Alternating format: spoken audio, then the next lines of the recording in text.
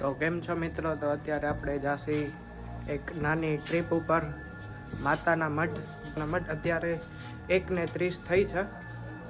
હવે જઈ ક્યારે જઈ આવી રહી આપણી ગાડી, આમાં જાસી.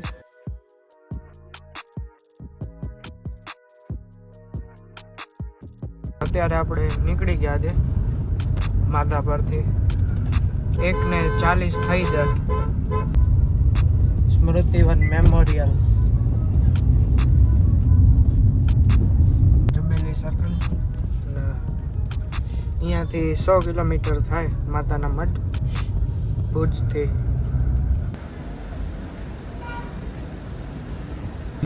20 લીટર ઘાસલેટ નાખ્યું આપણા ટાંકામાં. તમને દેખાડું કચ્છનું સૌથી મોટું રેડિયો સ્ટેશન, અને કચ્છમાં સામત્રા ગામમાં આવેલું છે. આ રહ્યું કંઈક આવું લાગે છે, તમે જોઈ શકો છો.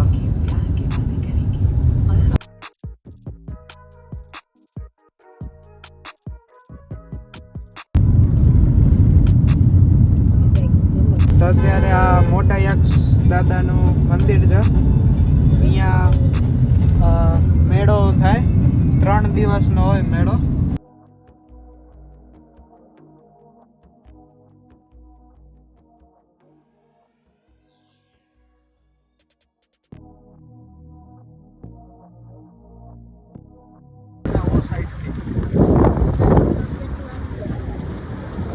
તો મિત્રો 4 વાગી ગયા છે અને આપણે પહોંચી ગયા માતાના મઠ.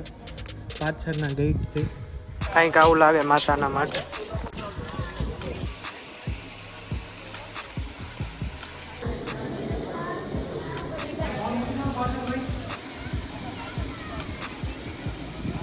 આપણે દર્શન કરી લીધા છે. હવે આપણે બહાર આવી ગયા છે. અહીંયા આપણી ગાડી પાસે અહીંયા પાર્કિંગમાં રાખી દે. અહીંયા બધા પાર્કિંગ છે. અહીંયા પાછળનો ગેટ છે. એટલે શું, આપણે જઈ રહ્યા છીએ કલ્પવૃક્ષ. અહીંયા માતાના મઢથી કંઈક 12 કે 13 કિલોમીટર જેટલું થાય છે.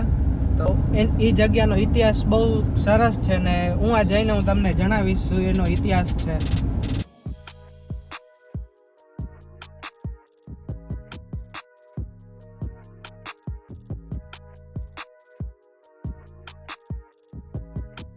આપણે પહોંચી ગયા છે અહીંયા કલ્પવૃક્ષ પાસે. આનું મહત્વ એ છે કે વર્ષમાં એક જ વાર ફૂલ થાય, અને એ અહીંયા સામે મહાદેવનું મંદિર છે, ત્યાં જ ચડે.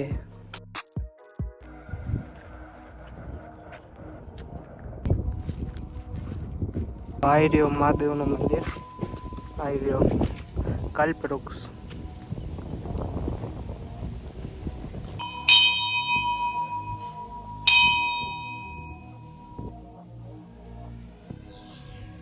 તો દર્શન થઈ ગયા છે ને હવે આપણે નીકળી ગયા છીએ ભુજ જવા માટે.